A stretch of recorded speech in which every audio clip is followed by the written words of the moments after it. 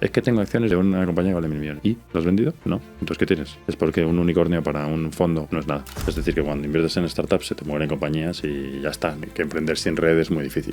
Pues mira, el fondo hoy vale 2,6 neto y hemos devuelto el 30 y pico % del fondo. Ahora mismo tenemos 6 fondos de unos 700 millones y con 2 que se están levantando estaremos holgadamente por encima de los 1.000, ¿no? Estudié empresariales, estudié fatal, pues quise montar una empresa que salió bien. Creo que parte de nuestro éxito, si es que lo tenemos, es que a veces decimos las cosas en español. Lo que necesitas es ser sistemático en las primeras jugadas y rezas un poco, porque de verdad lo que le da a los inversores es el día que vendes la compañía y cuánto dinero das de vuelo a la mesa. Significa que tienes que estar en la mejor mesa de póker en la que haya jugadores y haya dinero, porque si no, la mesa te va a ganar. Ese es el emprendedor que un fondo necesita, porque es el tipo de ambición que necesitas. ¿La tiras fuera del estadio o no juegas?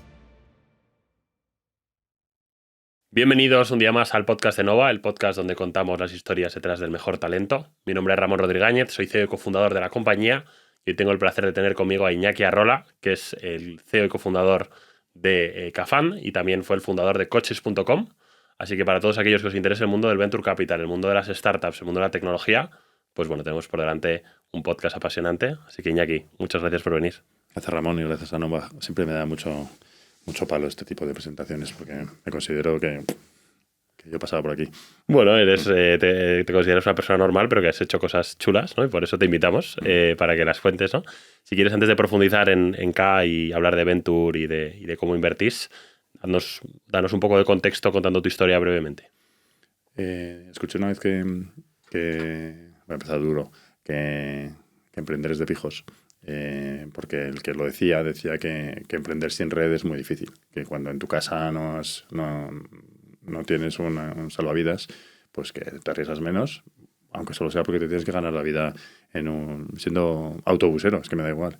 Y es verdad que yo sí que tenía una situación privilegiada en cuanto a que en mi casa había ido bien, una situación privilegiada en cuanto a que había visto que mi padre había montado su propia empresa y una situación privilegiada en cuanto a que mi mujer, que estoy casado desde hace 21 años, me apoyó mucho, ¿no? Pero básicamente yo pues, estudié empresariales, estudié fatal, estudiante malísimo, y un día porque sí, pues quise montar una empresa que salió bien, y un día también porque sí, porque mi socia me dijo que mi corazón ya no estaba en mi empresa, montamos una gestora de fondos de capital riesgo, y lo que hago ahora mismo es invertir en startups. Y tengo 4 hijos. Tienes 4 hijos, y eres muy del Madrid, que también Soy de Madrid eso es importante. Y corres mucho.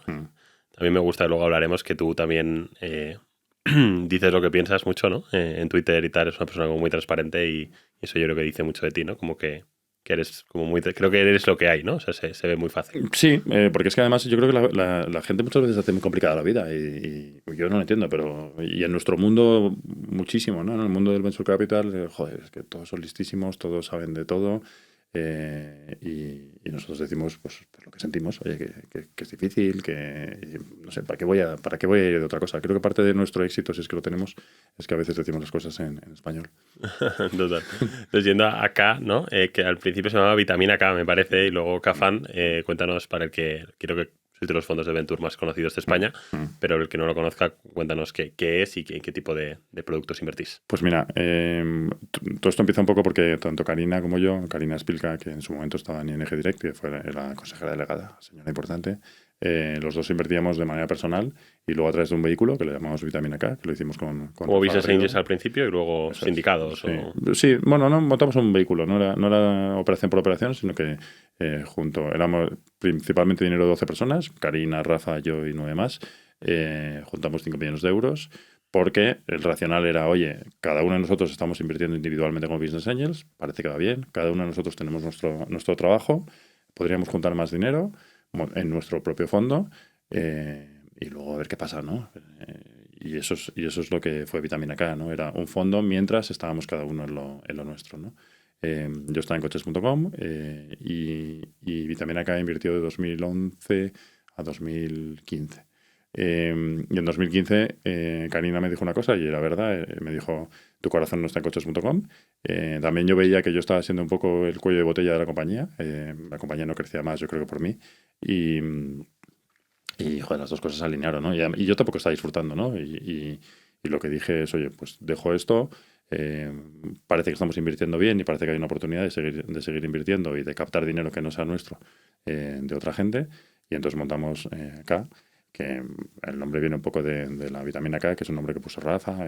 Es algo, no sé qué vitamina que necesitan los niños pequeños para generar glóbulos rojos. Es que ni me lo sé. O sea, el pobre Rafa se escucha esto y dirá, joder, tío, otra vez vuelves a decir lo mismo, ¿no? Pero entonces montamos K, ¿no? Montamos una gestora, la montamos con Ian Noel, que siempre digo que no lo hubiésemos montado sin él, aunque un año después ya salió. Y el ángulo era ese, oye, hay una oportunidad de invertir en compañías de Internet en España. Digo en España porque estábamos en España y porque cuando montas una gestora de fondos y cuando quieres invertir en startups, pues nadie te conoce ni en Sudáfrica, ni en China, ni en Chile, ¿no?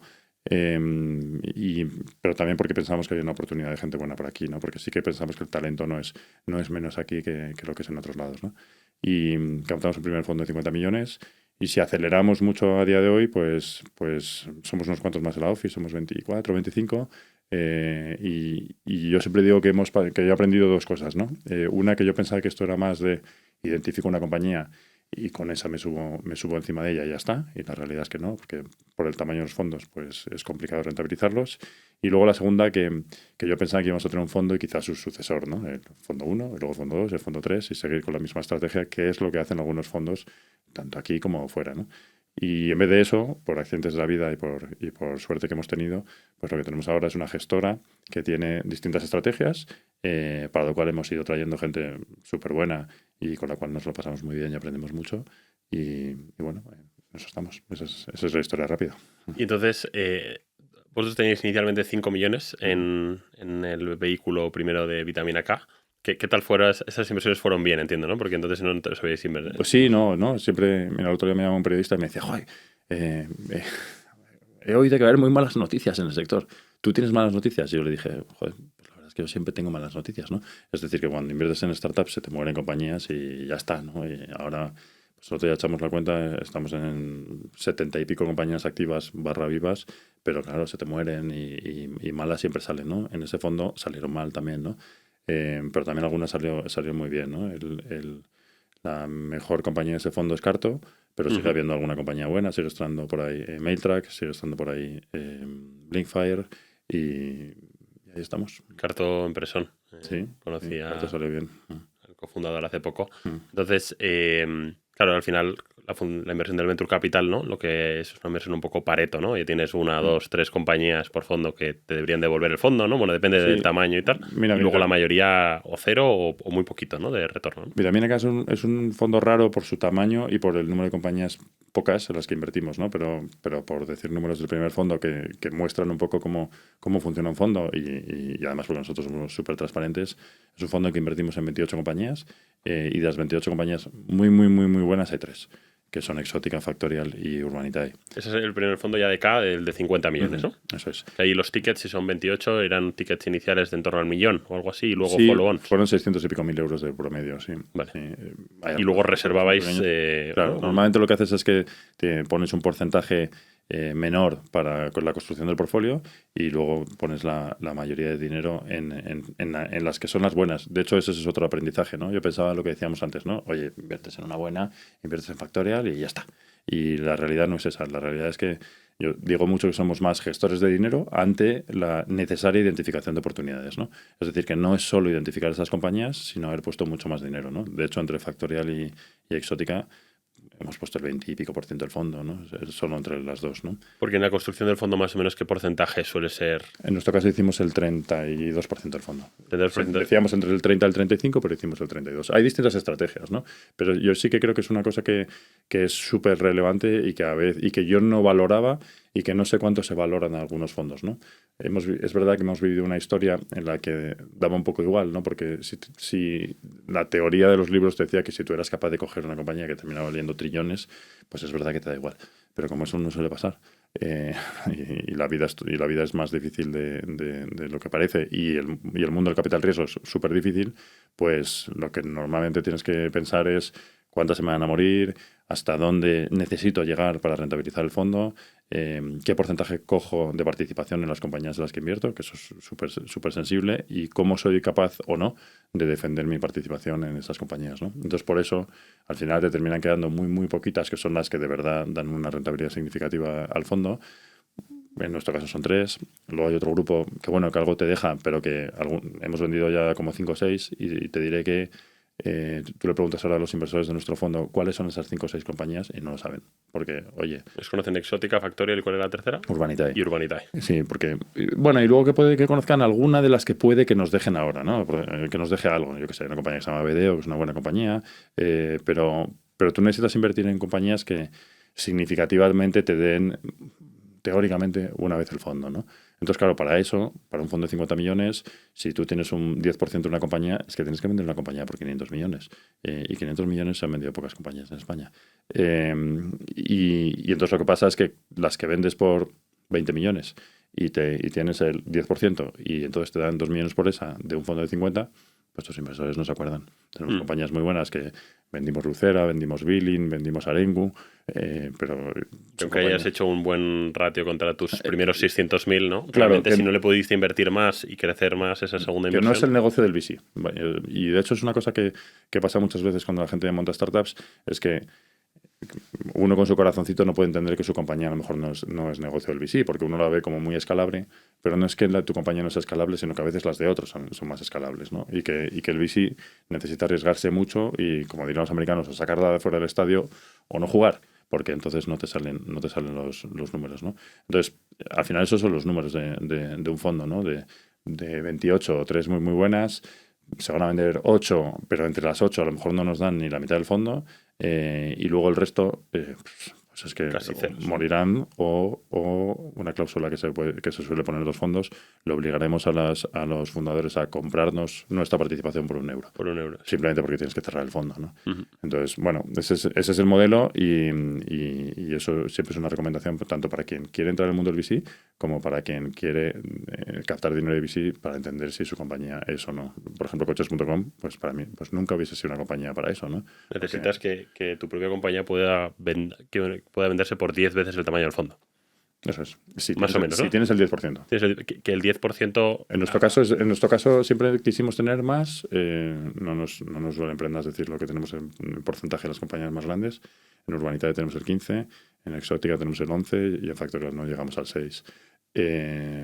Pero ahí estamos, ¿no? En eso. Oye, pues si Factorial se vende por más de 1.000 millones y tienes el 6, tienes 60 millones. Y así sucesivamente, ¿no? Entonces, por eso nosotros hemos intentado acercarnos lo más posible a los 20%, pero cuando las compañías o no necesitan dinero, que fue el caso de Urbanitae es una gran historia de una compañía que desde el principio fue bien y, bueno, pues tuvo la mala deferencia con los inversores de ganar dinero, entonces no pedirnos. Diego nos decía que le criticabas justo eso, que no le dejabas invertir más, ¿no? Bueno, no le criticaba, ¿no? Le decía, oye, si tú quieres yo te doy porque mi negocio es darte, ¿no? O sea, que a mí me encanta, ¿no? Ayer estuvimos celebrando muchos años de su buen éxito y hablábamos de eso, ¿no? Que es verdad que es una historia distinta, ¿no? Y que es una historia de una compañía que genera mucha caja, que hace buena EBITDA y que a efectos y que encima a nosotros no nos brilla, porque eso es otra cosa curiosa. Bueno, levanta rondas, no sale en prensa, entonces nadie sabe que tú le ni siquiera para tus ¿no? inversores, no puedes apreciar el valor de la compañía. Entonces, bueno, que tampoco pasa nada, porque de verdad lo que le da a los inversores es el día que vendes la compañía y cuánto dinero das de vuelo. A ver, y tú puedes hacer unas valoraciones, ¿no? Pero no lo hacemos. No lo hacemos porque nos parece que ya daremos sorpresas positivas. Les decimos, oye, somos conscientes que vale más, ¿cuánto más? Ya veremos, ¿no? Pero esos son los números, ¿no? Y entonces, por eso la dificultad de rentabilizar un fondo, especialmente si se van haciendo más grandes, y por eso cómo funciona el negocio del VC, que es muy relevante. Entonces, en la construcción del portfolio, no obstante, intentáis acercaros más al 20 porque entiendes que las siguientes rondas no las vas a liderar tú, podrás acompañar, pero claro, cuando entra Atómico en Factorial y pone, no sé si fueron 100 millones, 80 millones, una barbaridad así, pues tú, claro, puedes poner algo para que no se te vaya... Eso es. Y de hecho, en el caso de Factorial, empezamos, porque lo compartimos con otro fondo, la participación que íbamos a tener, empezamos teniendo la mitad de lo que queríamos tener. Y eso... Point9, ¿no? Sí. La historia es que nosotros no liderábamos la ronda, la lideraba Creandum, y Jordi Bernat nos llamaron y nos dijeron, oye, Point9 también quiere invertir, dividiríais lo vuestro en la mitad. Es verdad que no te funciona como números, pero también es verdad que Point9 era un muy buen fondo, que pasaron muchas cosas porque Point9 hubiese invertido y no nos arrepentimos para nada, porque además tenemos que pensar que lo que es bueno para la compañía, ¿no? Yo creo que esa es la labor del VC que a veces no se hace, ¿no? Tú y yo nos sentamos en la mesa y tú estás tirando desde tu lado y yo desde el mío, y ninguno le estamos preguntando a esa señora que está ahí en silencio, oye, ¿qué es bueno para ti, no? Porque a veces lo que es bueno para el fundador no es bueno para la compañía, a veces lo que es bueno para el inversor no es bueno para la compañía, ¿no? Y en ese punto era clarísimo que estuviese Point9 era bueno para la compañía. Y bueno, y el tiempo por ahora está sí, funcionando. Sí, sí.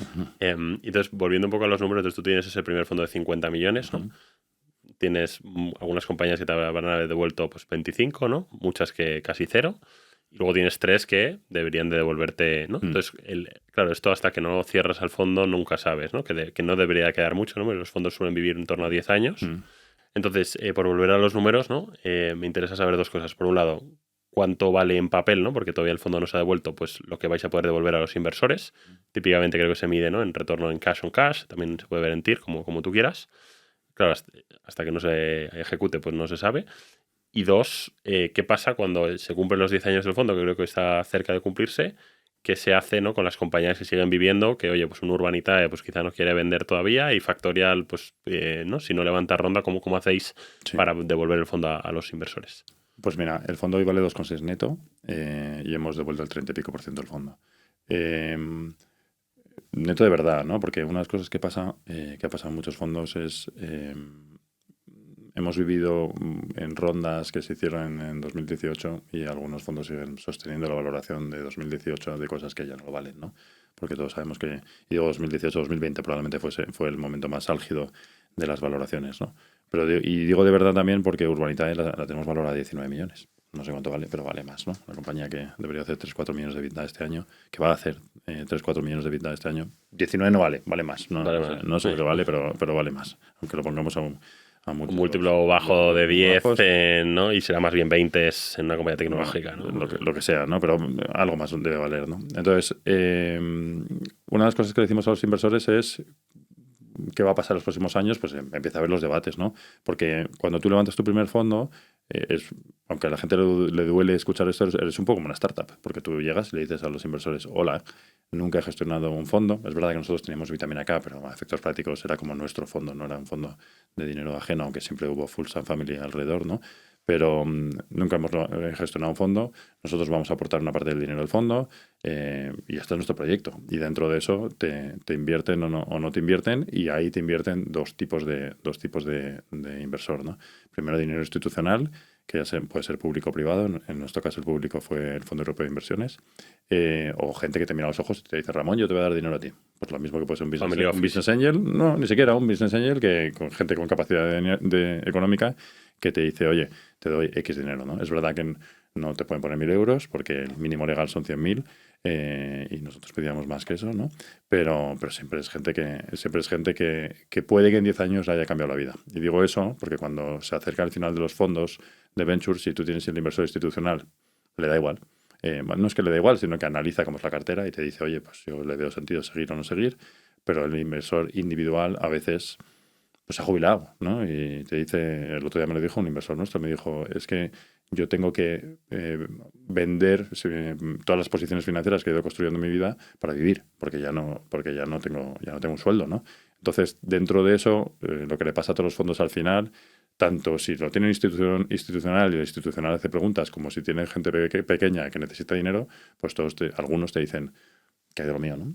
Y cuando vendemos, ¿no? Los fondos tienen siempre 10 años, 5 de inversión, 5 de desinversión, y suelen tener la posibilidad de extender, ¿no? De extender 1 más 1, ¿no? Es decir, que en la práctica se te pueden ir hasta 12 años. Lo que termina pasando es que tú tienes que estar atento al final de la vida del fondo para vender las participaciones, o porque se vende la compañía o porque vendes tu participación, y ya sea porque la vendes individualmente o ya sea porque hay fondos que son capaces de comprarte el fondo entero y sacar a tus inversores pasados, aparte o a todos. Y en ese punto estamos, ¿no? Estamos en el año 8, lo acabamos de cumplir. Queda tiempo, ¿no?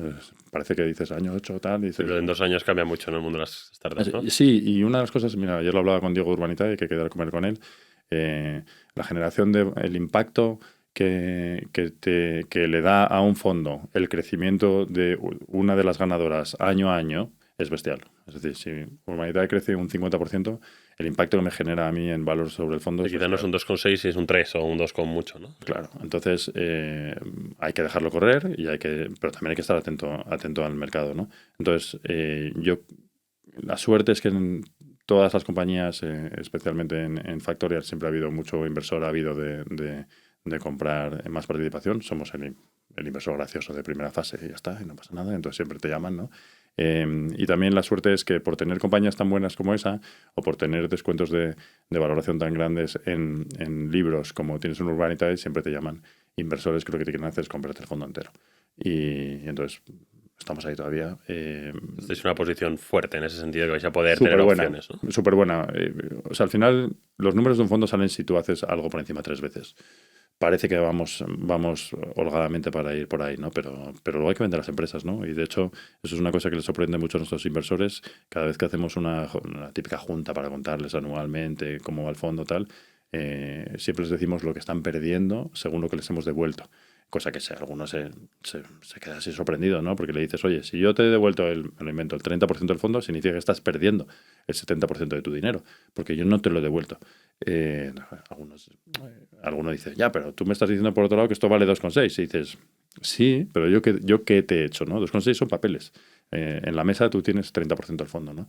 Entonces, este mundo es así, ¿no? Y vender empresas es muy difícil y todo se puede torcer, ¿no? Entonces, pero por ahora dijimos, queremos estar por encima de 3. Esta es una cosa que a veces me lleva Karina de fundraising y que ya no lo suele hacer. Y le digo, diles si estás donde querías estar. Y estamos mucho mejor de lo que queríamos estar, pero seguimos corriendo, ¿no? No hemos llegado a la meta.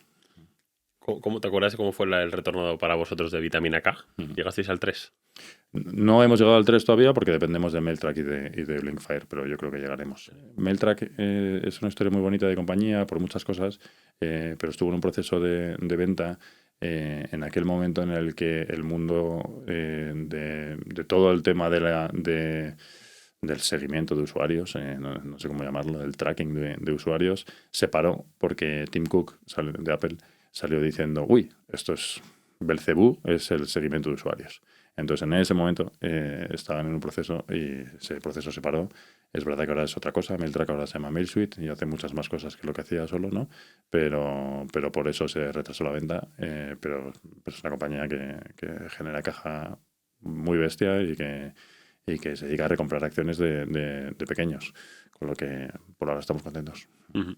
¿Y después de este fondo de 50 ha habido más fondos? Cuéntanos Cómo habéis diversificado hacia otro tipo de estadios de compañía también, ¿no? Hay un montón. Ahora mismo tenemos 6 fondos de unos 700 millones y con 2 que se están levantando estaremos holgadamente por encima de los 1.000, ¿no? Cosa que siempre ha sido una métrica estúpida. Es que mi gestora tiene captados 1.000 millones y yo creo que son 1.000 millones de problemas porque los tienes que devolver y los tienes que devolver con rentabilidad, ¿no? Es que creo que es 3.000. Y además que yo que soy el que ya sabes que regulatoriamente tiene que haber perfiles que se dedican a determinadas cosas y yo soy el que hace la calle, ¿no? El vendedor, en teoría, ¿no? El que tengo que acompañar a cada uno de los gestores de los fondos a ver a todos los inversores. Pues yo los he visto a todos y verlos a todos significa saber que hay alguien que le va a salir mal. Y eso, pues la verdad es que forma parte del negocio, pero para mí es una faena decir, pues mira, es que a lo mejor este señor solo invirtió en y este a lo mejor es el que sale mal. Y no digo porque hoy pensemos que hay algún fondo que vaya a salir mal, porque de hecho ni lo sabemos, porque hay fondos que están literalmente empezando a invertir, pero sí porque es la vida, ¿no? de una gestora, que hay productos que saldrán mejor y productos que saldrán peor. La historia es que teníamos solo un fondo con el que empezamos, la típica estrategia, la que tiene todo el mundo, si Serie A, 50 millones, lo que hablábamos antes. Y un día me llamó Martín Barsaski y me dijo, oye, voy a lanzar junto con Bankinter un fondo de fondos y queremos tener una tercera pata, ¿no? Para juntos hacer el equipo, bueno, para hacer varias cosas, ¿no? Al principio nos sonó muy marciano, ¿no? Decir, oye, nosotros estamos invirtiendo en startups, ¿qué hacemos con un fondo de fondos? ¿Qué hacemos juntándonos con Bankinter y con Martín? Que como concepto y como equipo es la pera, pero que como en lo que estábamos no tenía ningún sentido, ¿no? Pero luego lo pensamos y dijimos, oye, pues invertir en un fondo de fondos que invierte en Venture Capital americano y aprender de los mejores, pues tiene sentido.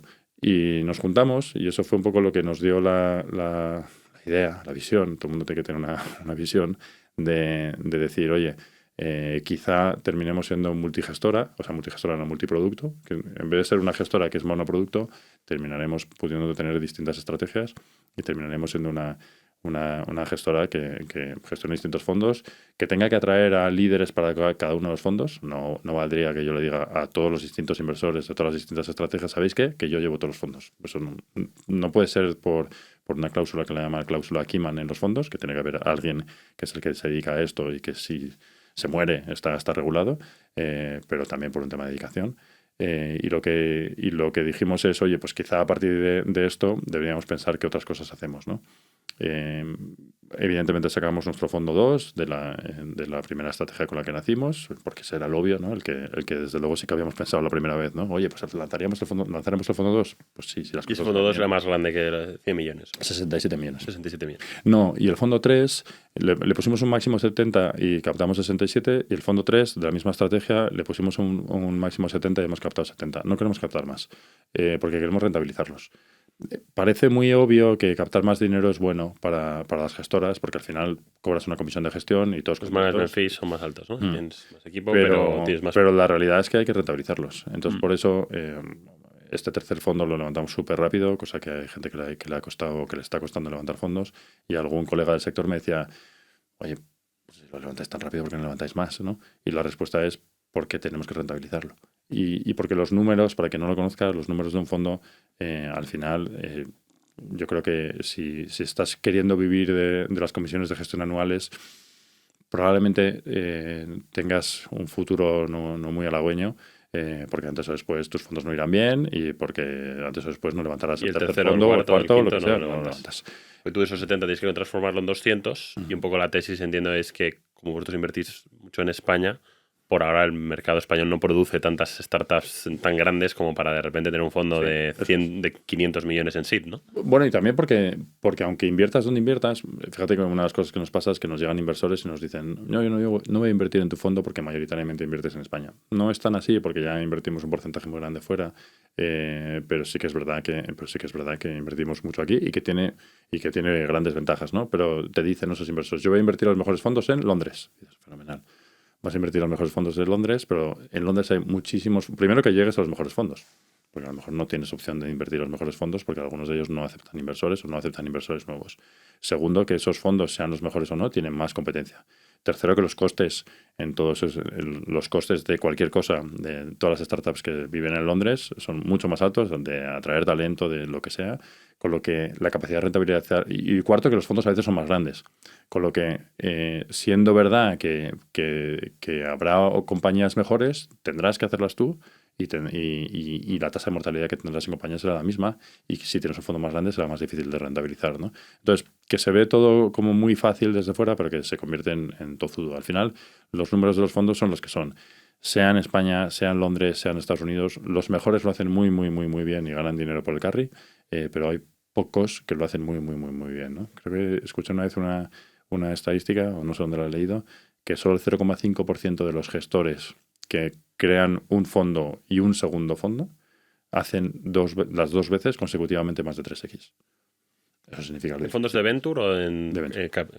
Porque claro, el asset class venture es bastante más complicado quizá, o hay menos ventures que están devolviendo 3 veces que private equities, que quizás sí que... Los private equities lo que suelen ser son como devuelven un poquito antes, y es que también eso es otra, ¿no? Si lo mido en TIR o en cash on cash, ¿no? Pero lo que suelen hacer es devuelven un poco menos, pero lo devuelven Los más 7 rápido, años, ¿no? con lo que la TIR es a veces igual de interesante, ¿no? Uh-huh. Entonces, las dos cosas... Sí que son quizá más consistentes, ¿no? Sí que quizá hay más fondos de private equity un poco más consistentes. Hay algunos que son muy consistentes y otros no. Es decir, si tú te coges los buenos americanos, ingleses de Venture Capital, son consistentísimos y te dan una TIR más alta que los de private equity.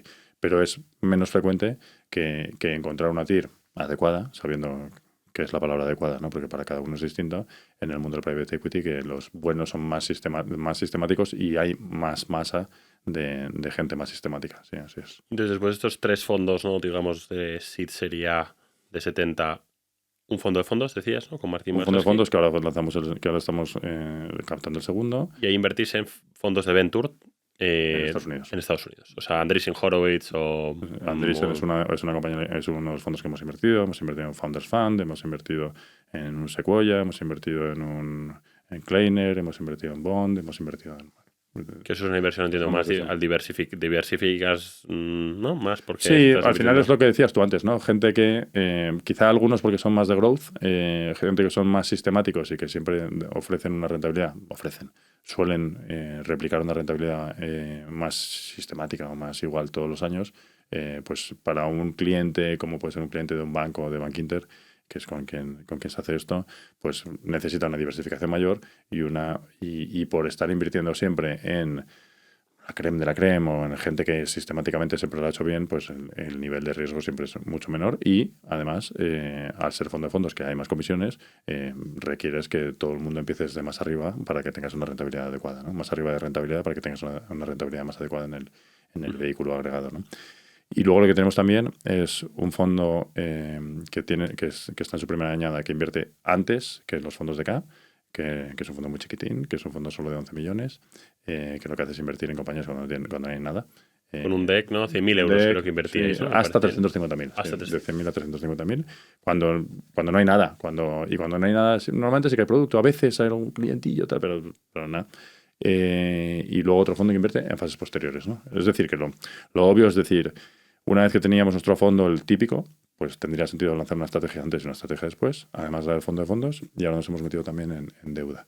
No en Venture Debt, que siempre me ha parecido un producto complicado, pero sí en compañías que necesitan activos para su desarrollo, ¿no? Y podríamos hablar de compañías de coches, patinetes o cualquier cosa de hierro, o servidores, o llámalo como de cambio de assets por servicios, ¿no? O activos digitales, que hay un montón, y lo que va a hacer esta compañía es financiar la compra de los activos, que para muchas compañías tecnológicas es una necesidad, una vez que financiar el activo con equity o con venture debt no tiene tanto sentido. No tiene tanto sentido y además no te lo dan. Y además ahí no se mete un banco, ¿no? Típicamente en eso. Y te dan muy poquito dinero. Y el colateral es el propio activo que financias y pides una rentabilidad más alta que un banco, ¿no? Eso es, sí. Pero a la vez hace más escalable la compañía porque los propios VCs te dicen, pues es que yo no quiero dar dinero para comprar activos. Yo quiero dar dinero para que se gaste en marketing, para que se gaste en equipo, para que se gaste en... Entonces, redondea un poco esto y todos esos fondos lo que lo hemos hecho ha sido todo el rato trayendo gente, ¿no? Es decir, o gente que nos ha venido a plantear oye, yo quiero, es el caso de deuda, ¿no? Yo quiero montar esto y me parece que tiene sentido y con vosotros tendría sentido unirlo y que fueseis la gestora, ya me vienes aquí a trabajar porque estamos en el mundo tecnológico, porque recibimos mucho deal flow o gente que hemos ido hablando con ellos diciéndole, joder, sería guay que vengas tú aquí y que lideres uno de los fondos, ¿no? Y eso es lo que hacemos. Y para que lo entienda la gente que no conoce tanto el mundo Venture Capital, claro, vosotros recibís muchísimos decks, ¿no? Y muchísimas oportunidades. ¿Tienes idea más o menos en qué ratio de inversión versus oportunidades invertís aproximadamente? No, porque además discutimos mucho de qué es ratio y qué es la oportunidad, ¿no? Porque muchas de las que te vienen es que no son invertibles, ¿no? Entonces, si las cuentas estás haciéndote trampas al solitario, ¿no? O sea, yo te diría que probablemente sea número gordo 1 de cada 100, por decirte algo. O sea, es que nosotros decimos muchísimas más veces que no, que sí. Cosa que a mí me mejoraba, ¿no? Porque siempre que te viene la gente te viene con ilusión sobre su proyecto y además porque su proyecto es como su chica, es como su chico, es su proyecto de vida, ¿no? Entonces, decirle que no es lo mío, pues no mola. Pero nuestra labor es decir más que no. Claro.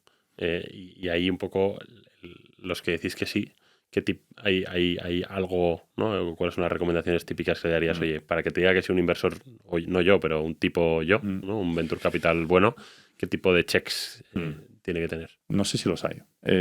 O sea, te diría que una de las cosas que nos pasa es que mira, yo paso mucha vergüenza ajena cuando veo que o gente de mi equipo o gente de otros equipos, otros inversores le dicen a los emprendedores que esto no funciona por ello. Te digo por qué. Y ridículos los he hecho yo y entonces ya por eso no los hago, ¿no? Yo le dije a José del Barrio y a Ñigo Juantegui que era la nevera roja, no había nada que hacer. Y mira lo que hicieron, ¿no? Y he visto tantos ridículos causados por mí, o he visto tantos ridículos de gente que se piensa que por trabajar en un VC sabe más, y la realidad es que el emprendedor es el que sabe, y nosotros no. Y nosotros además, en este mundo actual, sabemos mucho menos. Porque yo siempre digo, oye, ya en su momento monté una página de clasificados. Y entonces en el mundo marketplace, pues coño, he hecho cosas, ¿no? Pero ahora hay 17 internets. Y ahora está que si a lo último inteligencia artificial, pero es que, que no se nos pase el blockchain, que no se nos pase el quantum, que no se nos pase... Hay tantas cosas y que además me siento un poco mayor que es imposible llegar a ellas, ¿no? Entonces, decirle encima a los emprendedores que están empezando que esto no va a funcionar, cuando ni siquiera ellos saben cuál es el plan de largo plazo. Saben que van a ir por ahí, pero no saben que van a ir más o menos por ahí, pero van a ser capaces de pegar 7 bandazos, ¿no? Entonces, casi fíjate que creo que nos fijamos más de, oye, en este mercado pensamos que hay una posibilidad de, en el entorno de cosas que hace esta gente, de hacer algo y especialmente nos fiamos o no nos fiamos de ellos. Es un mercado muy grande que hay algo que hacer y que te guste el emprendedor. Es que no hay nada más. Y todo lo demás, o sea, hacemos una labor enorme de la tesis de por qué invertimos en las compañías. Pero cuando las miras hacia atrás, solo te queda reírte. Porque la tesis por la que invertiste en Exótica quizá no es la razón por la que Exótica ha tenido éxito. Para nada. Ha cambiado mucho. Y fíjate que Exótica probablemente sea la más clara, ¿no? Porque, oye, pues es que lo que han hecho siempre ha sido paquetizar viajes, ¿no? Pero un Factorial, pues es que ha cambiado 40 veces y Factorial en los momentos iniciales, coño, no generaba dinero, no invertisteis cuando era free todavía. Y en Urbanita invertimos cuando no tenían la aprobación de la CNMV. O sea que decirles, oye, es que esto lo vas a hacer así o lo vas a hacer así, es que no tienes ni idea, ¿no? De hecho, Urbanita es un ejemplo de una compañía que empezó solo haciendo un tipo de producto, ahora hace varios, está en varios países, ha aprendido un montón, ¿no? Entonces, yo siempre digo una cosa que a nuestros inversores les suena un poco rara, porque es decirles que juegas al póker con su dinero, pero que el mundo de la inversión en fases iniciales es adoptar determinadas apuestas como las haces con el Texas Hold'em. Alguno no lo sabrá, pero el Texas Hold'em es una modalidad de póker en el que tú tienes unas cartas en la mano, unas destapadas y otras tapadas. Y lo que yo siempre digo es, oye, lo que siempre digo, no, esto es una cosa que nos dijo nuestro socio Ignacio desde el primer momento, que fue súper sistemático, y nos dijo, esto es un tema de sistemática. Significa que tienes que estar en la mejor mesa de póker en la que haya jugadores y haya dinero, porque si no, la mesa te va a ganar. Pero lo que necesitas es ser sistemático en las primeras jugadas, entrar en mercados y emprendedores y entrar con determinadas condiciones. Es decir, no vale decir, entro en un mercado y un emprendedor, pero tengo un porcentaje enano, por ejemplo. Es que eso no nos funciona, ¿no? Que a veces nos pasa, joder, esta compañía es la pera, tal, pero solo puedo tener un medio por ciento. Pues es que ya no es lo tuyo, ¿no? Entonces, una vez que tienes determinada jugada y a esa vas, porque sabes que tienes un número determinado de jugadas, porque tienes un número determinado de dinero, según se van destapando las cartas, tienes que decidir en cuál pones más y en cuál no pones. Y en las últimas haces all-in y rezas un poco, porque además las compañías, cuando el fondo de fases iniciales hace all-in, siguen siendo muy frágiles. Y las cosas pueden cambiar y puede haber COVID, sí, puede haber lo que sea. Entonces, es una cosa que yo he aprendido un montón. También es una cosa que los emprendedores a veces no la ven. Ven más obvio que tú luchas por captar el interés de determinados inversores y que te pongan tu dinero y luego das por hecho a veces que te van a poner dinero en rondas posteriores. Pero el trabajo del VC es decirle a su pool actual de compañías, oye, señores, he invertido en 28, pero que sepáis que hay algunas en las que no voy a invertir porque van mal, hay algunas en las que no voy a invertir o como mucho voy a mantener la participación por si acaso te va bien, pero hay otras en las que voy a estar interesado en meter todo mi dinero. Y los emprendedores tienen que entender que también dentro del portfolio luchas por captar más dinero. Es una faena, pero ese es el negocio del VC.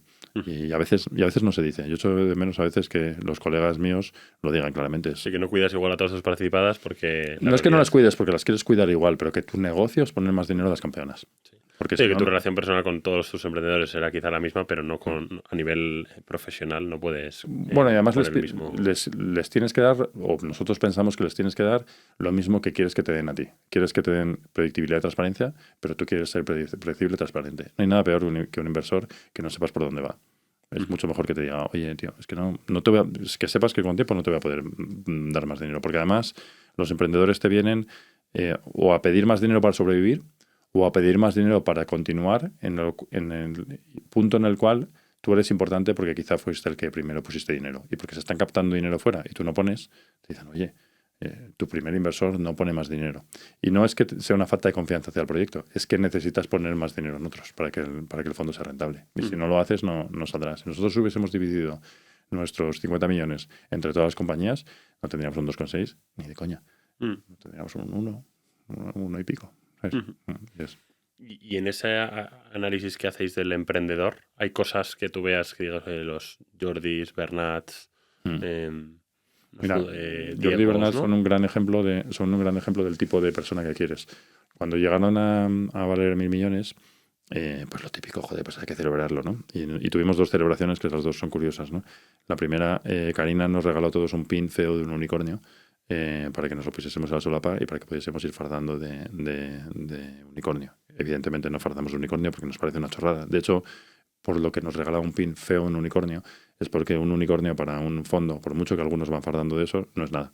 Es un animal mitológico, porque mientras no lo vendes, es que tengo acciones de un fondo que vale 1.000 millones, de una compañía que vale 1.000 millones. Y dices, ¿y? ¿Lo has vendido? No. Entonces, ¿qué tienes? Es un animal mitológico por ahora, ¿no? Tienes papelitos que dices que valen X dinero. Y luego la segunda cosa que fue curiosa es que, joder, me parecía que, igual que ayer invité a Diego a comer a un sitio bueno, que me parecía que tenía sentido celebrarlo, ¿no? Con ellos. Y me fui con los 3. Pau se habla poco de él, pero Pau es un fenómeno. CTO. Y por entonces estaba en la compañía. Y fuimos a un buen restaurante de Barcelona y de las primeras cosas que salieron en la conversación me dijeron, es que nosotros no tenemos nada que celebrar. Entendemos que sea un paso intermedio así curioso, pero nosotros hemos venido a liderar este segmento. Tú venderás, nosotros seguiremos aquí. Ese es el emprendedor que un fondo necesita, porque es el tipo de ambición que necesitas. Y volvemos a lo que hemos dicho antes. O la tiras fuera del estadio o no juegas. Entonces, si no tienes esa gente, la gente que se levanta... Nosotros tenemos muchas conversaciones con los fundadores de eso. ¿Qué pasa si mañana te vienen a comprar la compañía por 100 millones?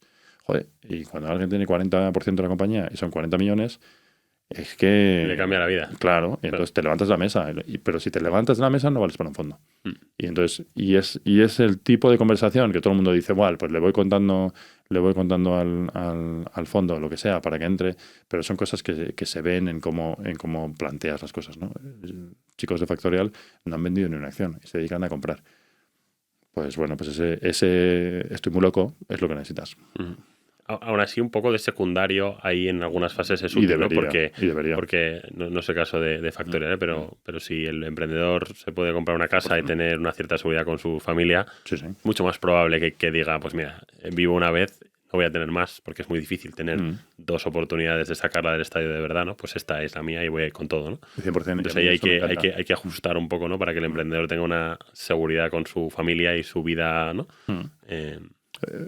Fíjate que una vez escuché una frase que creo que es totalmente cierta y es que o estás alineado en tu casa o pierdes la casa o pierdes a tu familia o pierdes la empresa. No hay otra, ¿no? No ser transparente en casa con cómo te va cuando eres emprendedor creo que es un error enorme porque antes o después te van a decir, ay chico, ¿tú qué? ¿No? Y para tener ese alineamiento en un mundo de la tecnología que a veces nuestras parejas no entienden, yo creo que es muy bueno también que en determinado momento se vea dinero. Es verdad que hay fondos que no lo ven, pero nosotros lo vemos 100%.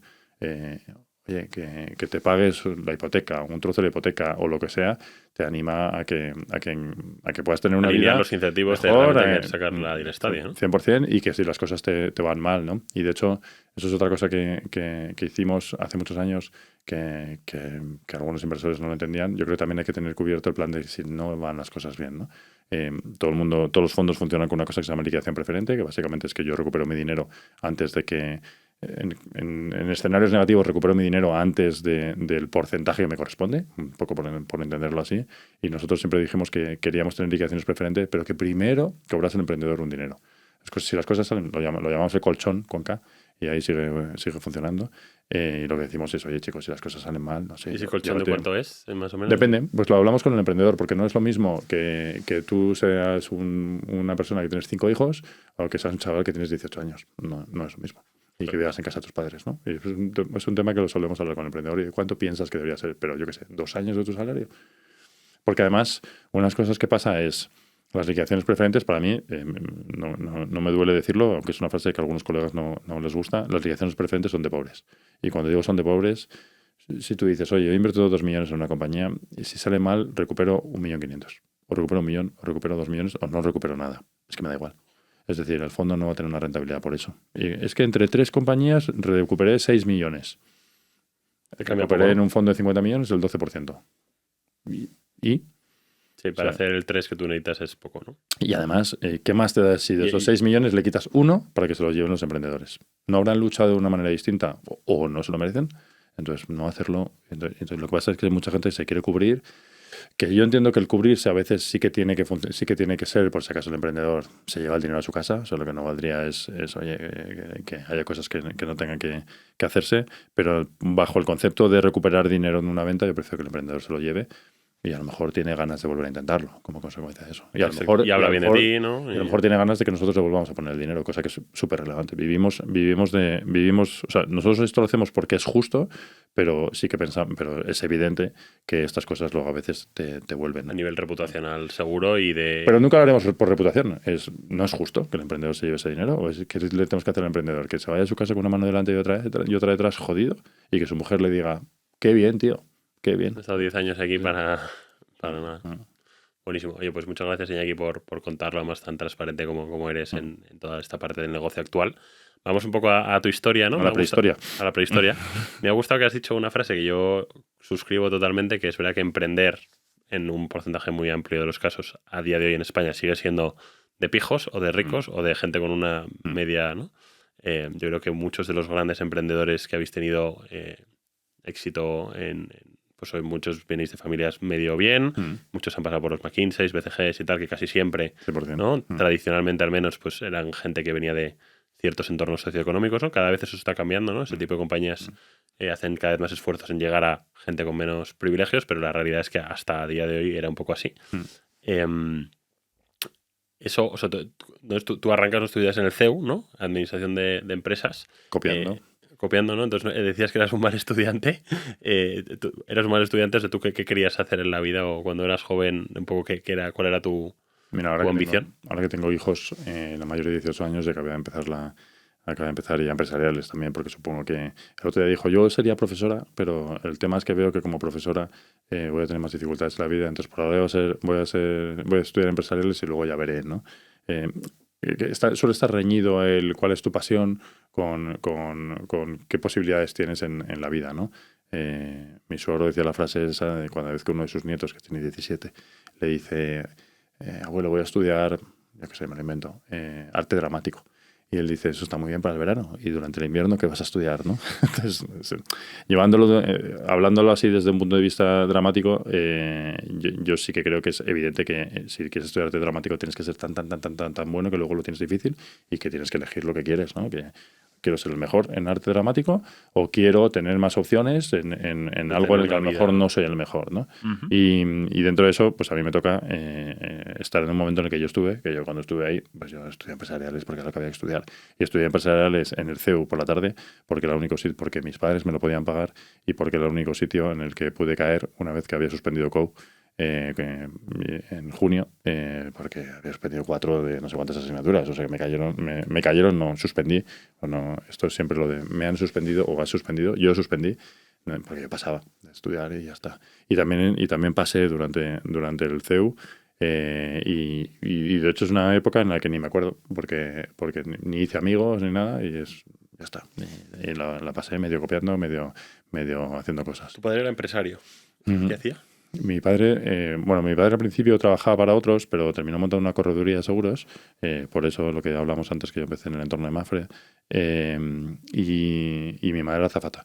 Y bueno, yo sí que vi esos primeros años del montando esa empresa. De hecho, viajábamos mucho porque mi madre era azafata, porque nos quitaban a alguno de nosotros de Madrid.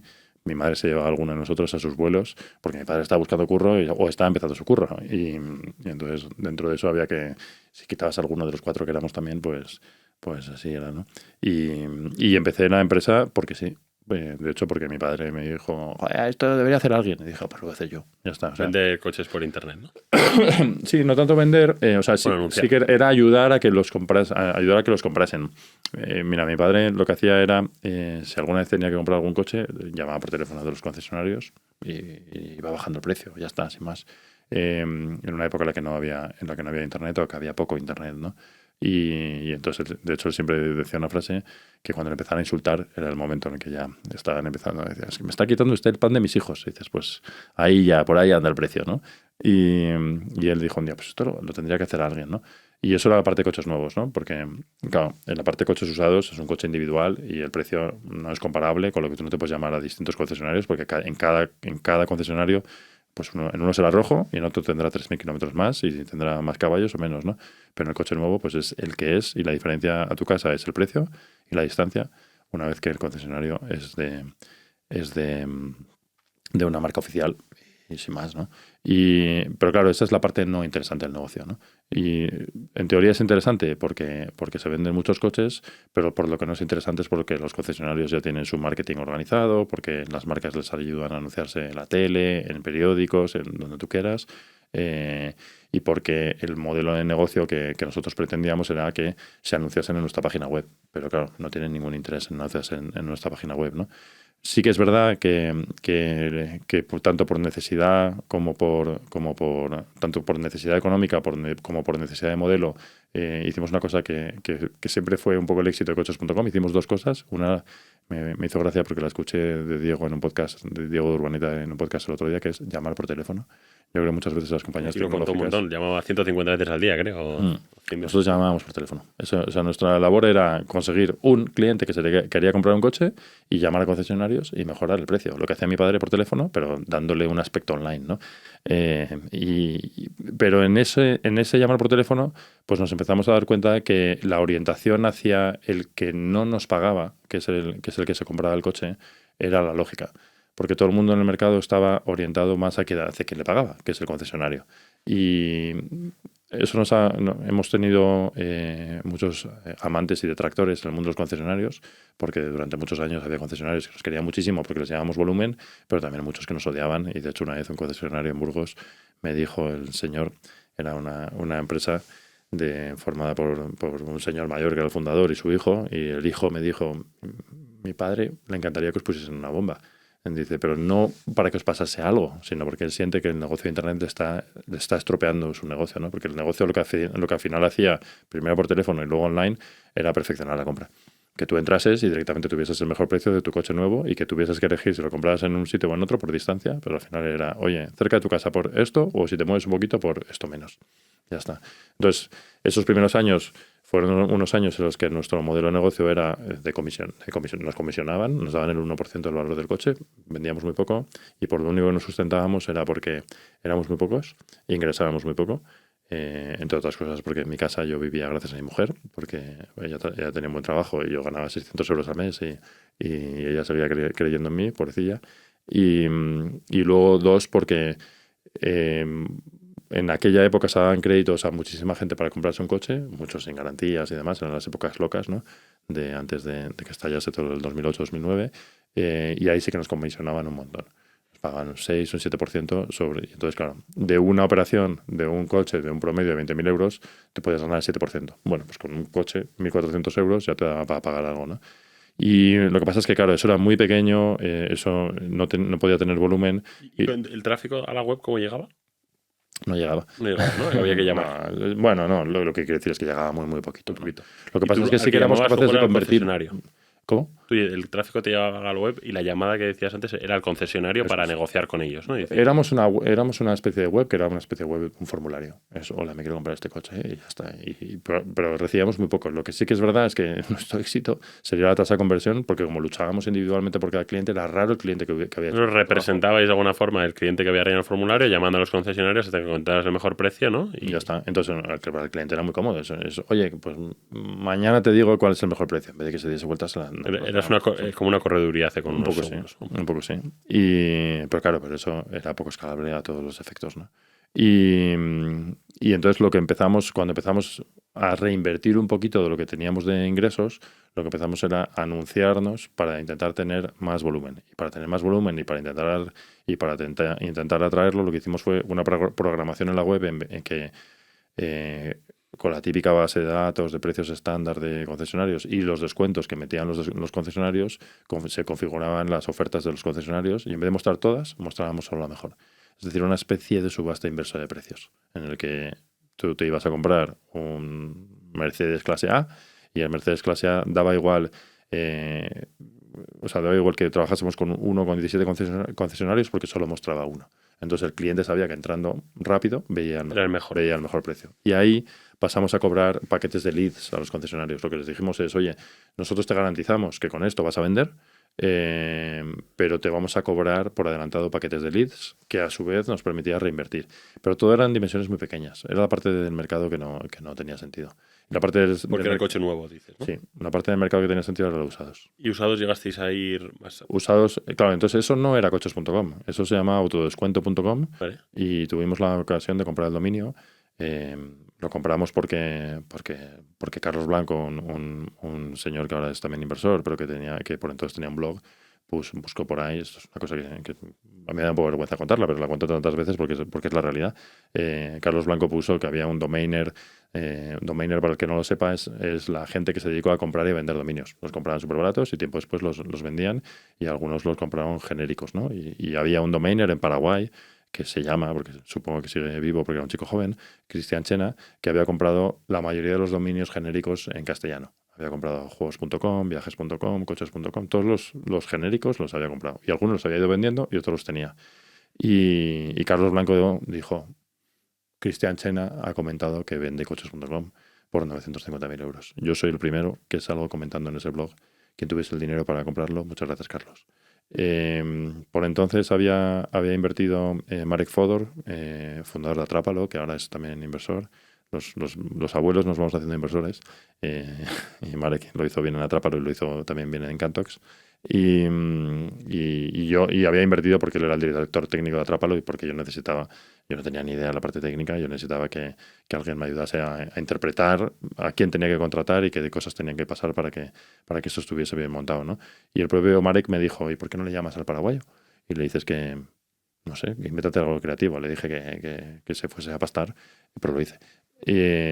Porque además esas cosas son, pues a mí me pasaban y ahora ya no me pasan, ¿no? Yo a la gente no la escribía por si acaso, ¿no? Para no molestar, porque te van a decir que no, porque menudo cabrón que no me hace caso, porque siempre hay un montón de excusas por las cuales no intentar estas cosas, y algunas son entendibles, ¿no? Entonces yo llamé a este señor y le dije que se lo quería comprar porque no tenía dinero. Y me dijo, pues es que esto, si me lo quieres comprar y no tienes dinero, entonces vale más. Le hice el típico business plan de que yo le daba el 20% por la valoración que él quería, que era 1.300.000 euros en papelitos. Y lo típico, ¿no? Pues tengo aquí un business plan que certifica que si yo te doy el 20%, 1.300.000, mi compañía vale 6,5 millones, porque vamos a hacer algo muy tocho, porque en la parte de coches nuevos lo hacemos bien y porque pensamos que con esa experiencia, la parte de coches usados, que es donde está el mercado, podríamos competir, ¿no? Y eso es lo que hicimos, ¿no? Equity por el dominio. Sí, equity por domain. No sé cómo se llamará eso, pero sí, así fue. Domain for equity. Sí, seguro que tiene un nombre en inglés. Eso es lo que hicimos. Al principio salió tan mal que no teníamos ni tráfico, porque por entonces, hoy no sería excusa, ¿no? Pero por entonces no había una herramienta que te permite saber si un dominio no está bien visto por Google, ¿no? No la había, y parece ser que el anterior propietario del dominio, el que era nuestro accionista, tenía la típica granja de links que a veces Google no veía bien, ¿no? Y montamos el site y no funcionaba, no había tráfico, no salía en Google, era acojonante. O sea, ponías la palabra coches, sí salía, pero si ponías coches nuevos, coches usados, cosas así, en los 100 primeros resultados no salías en ningún sitio, era lamentable. Por entonces es cuando pedimos ayuda a Idealista para que invirtieran nosotros. No se lo pedimos a Idealista, se lo pedí a Fernando, a Jesús y a César, que eran los fundadores. Los tres me dijeron que si quería, por lo que se lo pedíamos era porque el negocio de Idealista es el mismo que el de coches.com, ¿no? Idealista lo que hace es ayudar a las inmobiliarias y a las promotoras de casas a anunciar sus casas a cambio de un paquete de visibilidad de un importe mensual, ¿no? Y coches.com al principio no hacía eso, pero es hacia lo que íbamos. Lo que hace es cobrar a los concesionarios por anunciar sus coches y cobrar a las marcas por anunciar sus coches, ¿no? Sus coches usados. Y entonces, claro, que nos ayudasen tenía todo el sentido. Pero ellos me dijeron como criterio, no podemos invertir personalmente si quieres que te invirtamos desde Idealista, y por eso invertido Idealista, y porque también podría haber sido, ¿no?, que Idealista hubiese comprado esto porque el negocio era el mismo, ¿no? No fue por ellos por lo que se arregló aquello, fue porque un día Google levantó la mano, pero es verdad que nos ayudaron mucho en el camino porque ellos, yo creo, no sé cuáles son los mejores emprendedores de Internet de España, pero seguro que si no es el primero, Jesús es el segundo o el tercero. Yo creo que es el primero, pero igual hay alguno por ahí que se me enfada, pero desde luego ha hecho un bicho loquísimo, ¿no? Pero a partir de entonces empezaron a ir las cosas bien, ¿no? Y lo que te decía antes, yo en 2015 decidí que ya el día a día no era el correcto por mi parte. O sea, yo no era la persona que tenía que liderar la compañía, y del 15 al 19 no estuve, y se vendió en el 19 con mucha suerte, el 23 de diciembre del 19, a Santander Consumer Finance, que es como la rama de financiación al consumo de Santander, que tiene en España un montón de clientes que son concesionarios, con lo que redondea su oferta, y que también pues, a nadie se le escapa, pues dan financiación de coches, o sea que tenía todo el sentido que fuesen ellos, con lo que al final ha sido una historia de 16 años de montar una empresa, de venderla y de que me haya cambiado la vida, pero de haber tenido mucha suerte, de haber hecho un montón de cosas mal, porque estamos repasando cosas y no salen las cosas que he hecho mal, pero he hecho todas. Lo típico de lo que no hay que hacer, pues yo lo he hecho esas y más. Sí, ¿no? Yo creo que lo montaste con tu padre y con tu primo, ¿no? Ese impacto de socios, ¿no? Muchas de esas. Un desastre todo, pero un podcast dentro de eso, ya, pero lo que pasa es que muchas veces escuchamos en podcast a gente que lo ha hecho bien, y contar lo malo yo creo que ayuda mucho, ¿no? Pero una de las cosas que yo cuento mucho es 16 años de trabajo, ¿no? Porque también esto se ve como, qué cabrón, porque gana mucho dinero, pero lo raro, no sé, estoy aquí por Ander, lo raro es lo que hizo Ander, ¿no? Que Ander lo hizo en 6 años. Pero es que 6 es como el récord mundial, y luego es de 6 a 10, de 6 a 15. Bueno, Jesús Encinar sigue ahí metido, lleva 20 y pico años. 2000. 24 pero que ya es un bicho ya de otra dimensión, ¿no? Eso es. Por entender los tamaños de la compañía, ¿no? Decías que al principio con los 1% es una compañía muy pequeña. Antes de comprar el dominio, ¿de qué estamos hablando en facturación? ¿Cientos de miles de euros? O... 200.000 euros. 200.000 euros, era una cosa muy pequeñita. pequeñita. La DG facturaba 6 millones y tenía como 2 de EBITDA o así. 6,2 de EBITDA en el 2015. O sea, lo que sí que era una compañía muy rentable. Sí, los negocios de clasificados son muy rentables porque... Nos contó igual el antiguo de François de Crest de Indexa. Sí, porque que tiene negocios clasificados de top rural, era lo mismo, un negocio de 4 millones de facturación y 2 de EBITDA, yo creo, bueno. Claro, de hecho es que el líder, coches.com nunca fue el líder, y el líder era coches.net, ¿no? Pero las dinámicas de mayor rentabilidad, de mayores ingresos, de mayor todo del líder, siempre hacen que estos negocios en su esplendor dan un 50% de EBITDA. O sea que... ¿Y la financiación que recibisteis en total entre Marek e Idealista? O sea, hablando de... Bueno, y Ander, por cierto, que se me ha olvidado Ander, que no fue financiación. Pues mira, Marek puso 50.000 euros, e Idealista puso 150.000. No hubo más dinero de cash-in. Todo lo que Ander hizo cash out con otros inversores. Le recompramos también a los secundarios, quieres decir, hubo... Sí. Pero la inversión de la compañía fue 200.000 entre todo. Lo que luego hubo es operaciones de secundario entre nosotros. También Idealista no se quedó hasta el final. Le recompramos, dimos acciones a los 2 socios que se quedaron, que eso también es una reflexión interesante, ¿no? Para quien vaya a vender su empresa. Cuando vendes tu empresa, en mi caso yo me pude ir, y el comprador me pidió que me quedase en el consejo, pero yo no estaba en el día a día, ¿no? Porque claro, todo el mundo se piensa que ese día te vas, ¿no? Y en mi caso tuve la suerte de que todo se alineó, pero normalmente te quedas en tu empresa 3 o 5 años, ¿no? Y para eso fue para lo cual le dimos, por ejemplo, acciones a Gerardo, que también eso... Para que estuviera incentivado, claro. Sí, porque si no, pues al final... Y gracias a él yo me pude ir, ¿no? Del día a día, ¿no? Porque si no te quedas. Los CEOs, ¿no? Que vienen a sustituir al emprendedor tienes que darle acciones, ¿no? En su día Joaquim de Typeform nos lo contaba en una charla en Nova, ¿no? Imagino que con el caso de Exótica, ¿no? Eduardo Manchón de Mailtrack también. Sí. Hay que darle acciones al CEO para que ejerza de hay que dar founder. Y hay que seguir dando, ¿no? Es decir, das al principio, pero luego sueles dar más. Sí. Fantástico. Pues oye, si quieres vamos a la parte final de la entrevista, alguna pregunta un poquito más personal y cerramos. Muy bien. Tienes tú también 4 hijos, ¿no? Entonces, joder, has tenido una vida profesional intensa porque montó una compañía, ¿no? De 6 millones de facturación con 2 de EBITDA no es fácil, con muy poquita financiación. Y encima tenías vitamina K y luego el fondo, ¿no? ¿Cómo haces tú para organizarte y para balancear todos estos aspectos de tu vida, ¿no? ¿Cuáles son las claves? Pues no sé si hay claves, ¿no? Yo creo que la clave es que Miriam... tu mujer.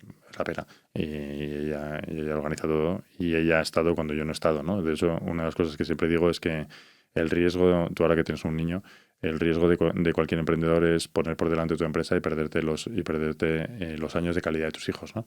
Y digo los años de calidad de tus hijos porque cuando son más mayores pues ya están menos en casa y también porque los vas a vivir una vez en la vida, ¿no? Y yo siempre digo, nosotros tenemos 3 hijos muy seguidos, que ahora tienen 18, 16 y 15, y una hija que tiene 9, ¿no?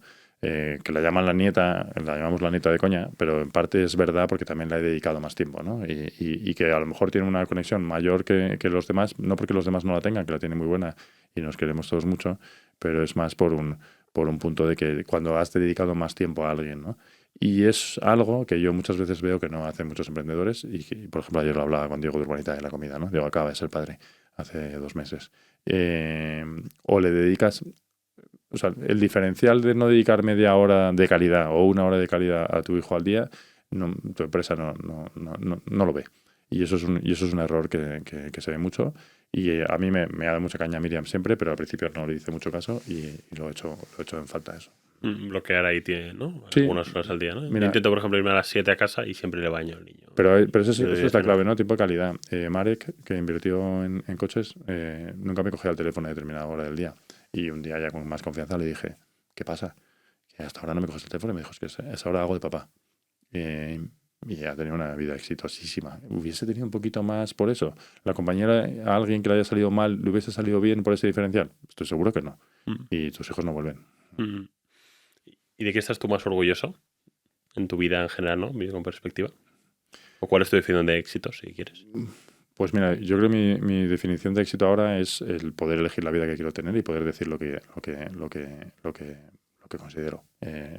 Siempre digo que un jefe es el que te impide decir lo que quieres. Y un jefe puede ser tu chica, o un jefe puede ser tu socio, o un jefe puede ser tu jefe, o un jefe puede ser muchas cosas, ¿no? Pero el tener la libertad de que las cosas las dices porque quieres y el tener la libertad de organizarte, yo creo que es lo que yo lo considero éxito. No considero que el dinero sea un éxito, porque de hecho una de las cosas que pasa, que creo que la gente también en eso se vuelve un poco loca, es que a partir de determinado dinero, y cada uno tiene una cantidad, pero nunca es mucho, la vida te cambia. Y hay gente que quiere ganar cientos de millones y yo a veces digo, chico, ¿por qué, no? Cuando vendí la empresa tuve discusiones con un socio pequeño que solo se llevaba 1 millón de euros. Y porque tenía poco, y entonces él consideraba que la vendía por poco y que yo me llevaba mucho. Y yo le decía, ¿cuánta gente él se lleva 1 millón? ¿Cuánta gente que tú conoces se ha llevado 1 millón de internet? 1 millón vendiendo su empresa. Conoces a muchos. 1 millón de euros te cambia la vida radicalmente. Hay gente que no, porque se vuelve loca, ¿vale? Pero entonces... Sí, pero que son pocos millones, ¿no? No hace falta tener 1 o 2 claro, o 3. A ti te dan 1 millón de euros, que te quitan 200.000, son 800.000. ¿Cuánta gente tiene 800.000 euros netos que te viene de tu salario? Y que medio bien invertidos te dan 5 o 10% no sé cuál fácil. será el salario promedio, pero me da igual. Vamos a poner que alguien, que ya es mucho decir, se lleva 20.000 euros netos a casa, que ya es mucho decir porque mucha gente no gana eso. Es que son 40 años de trabajo. Y se ve como, no, solo 1 millón de euros, porque no sé, la gente se quiere parecer a Mark Zuckerberg. Pero, entonces, creo que... Y que la felicidad no está mucho ahí, ¿no? Llega un el momento dinero no te donde lo la da felicidad eso. no corre la No. Yo conozco mucha gente que lo que tiene con mucho dinero es un problema. Y tengo muchos amigos que han hecho muchísimo dinero y que se han cambiado la vida en algunas cosas para mal y a veces se han creado problemas por tener mucho. Como preocupados por ello, ¿no? Por perderlo. Y dedicarse. Y entonces tienen que trabajar para mantener su dinero.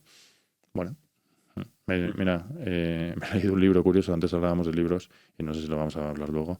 Pero antes me he leído un libro hace poco que es un libro que es un poco chorra, que se llama Morir con cero, creo que se llama. El que me lo recomendó me decía, no, es que he empezado a vivir la vida y voy a morir con cero. Y yo le decía, joder, vas a morir con cero. El concepto del libro es un poco chorra, ¿no? Porque lo que te dice es, una vez que tienes suficiente para vivir. Yo tengo una hermana monja de clausura y tiene suficiente para vivir. O sea que es que esto no vale decir porque ya tengo dinero, ¿no? Porque creo que una parte muy importante es cuánto necesitas, cuánto te sustentas y cuánto gastas, ¿no? Claro, yo a mi hermana le digo alguna vez, me dice, me voy a comprar no sé qué.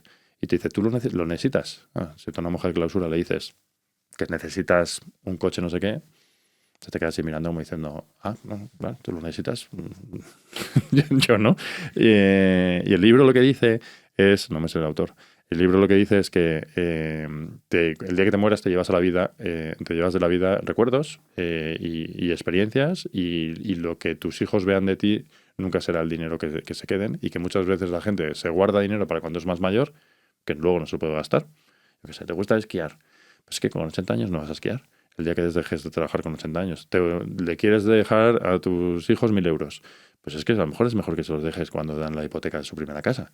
Y llévate dividendos de recuerdos, ¿no? El libro habla mucho de dividendos de recuerdos. Lo que te dice es, oye, si tienes hijos y puedes, en la dimensión que sea, dedicar tiempo y el tiempo y los dividendos no tienen por qué ser generados por dinero, eso es lo que te llevas, ¿no? Y en esa estoy. Con lo que y eso creo que es el mayor éxito, ¿no? Que al final puedas dedicar tu vida a lo que quieres y no por el dinero, sino también por cómo llevar las cosas. Y a la última, el sector Venture Capital es un sector muy interesante para la gente de nuestra red, ¿no? Tipo Nova, pero es un sector pequeño, al menos en España es pequeño y sois pocos los fondos, ¿no? Que invertís en startups. ¿Qué tipo de perfiles buscáis y cómo puede una persona prepararse para poder entrar a trabajar con vosotros? Pues mira, nosotros siempre hemos dicho que queremos ser muchos y distintos. Muchos primero porque tenemos distintos fondos y tenemos que ser muchos y no hay más narices. Muchos porque el mundo de la tecnología lo conforman, hay que saber de tantas cosas, no saber, hay que intentar acercarse al conocimiento de tantas cosas, con lo que si tienes gente que viene que sabe de cosas diversas, pues siempre es mejor, ¿no? Siempre decimos que no somos más listos, pero como somos muchos y venimos de perfiles distintos, pues a veces estamos más cerca de más cosas, ¿no? Y eso es un ángulo que yo le veo mucho, que mucha gente quiere formarse en lo de siempre. Es decir, no quiero venir de banca de inversión, quiero haber hecho, no sé, igual, consultoría, quiero estar en lo típico, ¿no? Quiero analizar proyectos, quiero analizar negocios, quiero saber de eso. Y yo creo que es verdad que hay gente que busca ese tipo de ángulos, pero lo malo de ahí es que tienes poca diferenciación, porque mucha gente es así. Y yo animo más a que o por tus contactos y por tu conocimiento del mercado tengas un valor, o porque sepas de algo mucho, o porque hayas tenido determinada experiencia, tengas ese valor, ¿no? O sea, no sé, tú a lo mejor has sido un director de operaciones fantástico, pues es que tienes hueco en muchos fondos. Si tienes esa experiencia, es mejor que una experiencia de consultoría, porque además como director de operaciones probablemente sepas de negocios, ¿no? Entonces, yo lo que recomiendo es que se trate de ser un poco distinto y que tener experiencia previa en startups y tener todo ese mundo puede ser muy bueno para diferenciarse, porque si no, tienes el riesgo que eres uno más, pero también tiene lo malo de que es un negocio de conocer gente y también para eso es súper recomendable ir conociendo a la gente de los fondos, que no necesariamente tiene que ser a los abuelos como yo, ¿no? Nosotros tenemos una cosa que lo hacemos todos los años que lo llamamos el Visiting Analyst Program, que básicamente es pues, becarios que empiezan con nosotros durante 6 meses, por supuesto cobrando bien, pero con la idea de que se queden con nosotros y la clave en eso no somos nosotros, son los jóvenes que los van conociendo, que no sé qué tal, y terminan entrando más por ellos y tenemos gente que es hiper clave en la compañía que ha entrado por ahí, ¿no? Sí, ese trabajo de la red de contactos en el mundo que vivimos es la forma de conseguir trabajo, ¿no? No sé si y hay mucho joven en el mundo VC que son encantadores, que se mueven un montón, que te ayudan simplemente por querer moverte. Y... Total. Si te conformas con aplicar en LinkedIn, no es la forma, hay que conocer a esta gente y... Es un mundo muy relacional. Ir a por ellos. Pues vamos a las preguntas finales que estas sí que te pido no las justifiques mucho y cerramos. ¿Qué libro de negocios, psicología, desarrollo profesional más recomiendas, más regalas? Antes he comentado contigo que no leo mucho de negocios o de psicología además, pero que sí que hemos repasado tú y yo varias veces el de cómo tener amigos de Dale Carnegie, y que es el típico que yo en Google Keep tengo mis notitas ahí, que me sorprendió hace poco mi hijo que se lo ha leído, tiene 16 años y se lo ha leído, y ahora se está leyendo el de ¿cómo es? ¿Cómo se llama? El de Kahneman, el de... Thinking Fast and Slow, ¿no? Eso es, Thinking Fast and Thinking Slow, que también me sorprende que se lo está leyendo el chaval. Y esos dos libros... Las generaciones jóvenes vienen súper preparadas. Ya, la gente con poca ambición... Sun Tzu, el arte de la guerra, o sea que me tiene... Luego también se dedica a ver lo que se avecina en la tele, o sea que no es un poco bipolar, pero... ¿Qué compra de 100 euros o menos ha tenido un impacto más positivo en tu vida recientemente? Pues con un poco de truco, me compré hace poco unos cascos que... Digo truco porque por estar en Black Friday estaban por debajo de 100 euros, si no cuesta más de 100 euros. Son unos cascos que se llaman de OpenShock y que son de esos. A mí cuando corro o cuando nado, lo que sea, nado poco porque me ahogo, pero se me caen no sé, si muevo mucho la cabeza, si tengo los oídos raros, pero son unos cascos que además de tener lo típico que te engancha por detrás, son de esos cocleares. Es decir, que el sonido entra directamente no por el oído, sino por los huesos de aquí, ¿no? Y son unos cascos fantásticos, pero cuestan un poco más, con lo que hay truco ahí. ¿Cuál ha sido una de tus mejores inversiones? ¿En dinero, en tiempo o en energía? En múltiplo fue de por Village. No estuve todo el viaje, pero yo hice 20 y pico veces, 23 veces. De hecho, se lo vendía a Ander, mi participación. Y se lo vendía a Ander porque tenía que meter dinero en mi gestora. O sea, no tenía otro porqué. En tiempo yo te diría que ha sido Carto. Es verdad que nos devolvió una vez el fondo y que como inversión fue buena, en múltiplo fue menos que de por Village, aunque de por Village es mía personal. Pero digo en tiempo por la gente buena que salió de ahí, porque trabajo con Sergio y con Miguel, Sergio Albert Leiva y Miguel Arias, y porque, bueno, fueron 2 años muy bonitos de aprender de ellos. ¿Puedes compartir algún hábito inusual, alguna cosa absurda que te guste hacer? Primero, antes decíamos, a la hora de repasar libros, saco fotos de todos los libros que me leo, simplemente para acordarme, ¿no? Porque cuando vengo aquí a Nova, para decir, ¿qué libro has leído tal? Y digo, pues mira, te lo sé decir, ¿no? Pero dos cosas, una que es obvia y otra que es mala mía. Tengo la mala, para empezar por la mala, tengo un toque horrible. Tengo muchos tocs, en casa se descojonan de mí, y uno de ellos es el típico de cuando hay una luz así, la pongo así. Pero como esos tengo, lo que sea. O sea, yo hasta que no he dejado X cosas organizadas en casa, no estoy tranquilo. Y lo que hago como curiosidad, pero que puede ser interesante, es que llevo muchos años organizando la semana a partir de correr. Y no es que organice la semana a partir de correr, sino que me guardo los huecos de correr durante todo el año y procuro no moverlos. Y entonces, luego si los tengo que mover por un viaje tal, los muevo, pero, ¿No te aseguras que ocurren? es una manera y eso creo que hay que hacerlo también con los niños, que hablábamos antes. En los últimos 5 años, ¿qué nueva creencia, comportamiento o hábito ha mejorado más tu vida?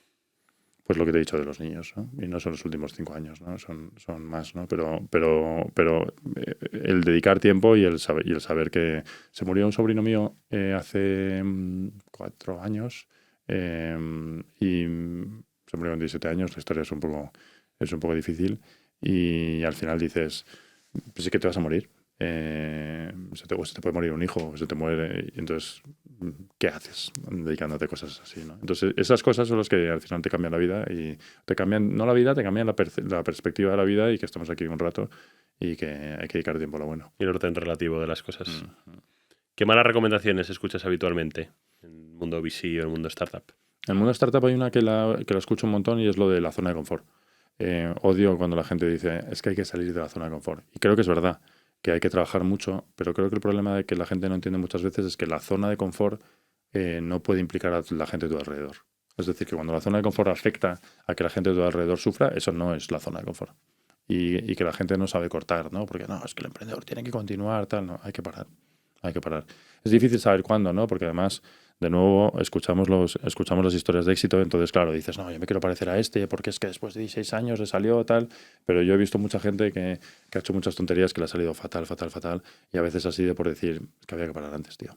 Y la zona de confort es un error muy grande. ¿Cómo te gustaría ser recordado? Yo creo que no seremos recordados, ¿no? Hace poco salía Mike Tyson, que le decía a una niña, la niña le decía, no, pero tú que serás recordado como un icono, no sé qué le llamaba, un ídolo, tal. Y le decía, no, os olvidaréis de mí. Yo evidentemente no sé Mike Tyson, no tengo ni la M de Mike Tyson, ¿no? Pero yo creo que solo nos recordarán por el bien que hagamos, ¿no? Y yo creo que solo espero que en casa me recuerde por el bien que hagamos. Yo a veces les hago bromas, ¿no?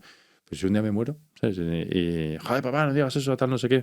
Pero yo creo que en todo, en el trabajo, en la vida, tal, te acuerdas de la gente por las cosas que hacía bien y por las cosas que hacía mal. Y yo quiero que sea por las cosas que hacía bien, pero también soy consciente de que serán pocas, ¿no? Y que será de poca gente. Uh-huh. Y a la última, ¿a qué persona que conozcas y admires nos animas a invitar al podcast? 3 de Barcelona, y ayudaré en todo si es posible. A Jordi y a Bernat de Factorial, que hablan poco como entrevistados. Ellos entrevistan mucho, pero hablan poco como entrevistados y yo creo que podía molar. A Eduardo Manchón de MailTrack, que también es una historia curiosa, ahora se llama MailSuite. Y Pera Vallés, que también habla de Exótica, creo que también es una historia muy chula. Si puedo ayudar a los tres, encantado, a los cuatro. Fantástico. Oye, muchísimas gracias, Iñaki, ha sido un placer. Un gusto. Y espero que vaya fenomenal con los nuevos fondos. Y, A ver, y es difícil. Sí, pero bueno, a ver si conseguís ese 3X y te seguiremos desde aquí. Vale, pues muchas gracias. Pues muchas gracias a todos y hasta la semana que viene.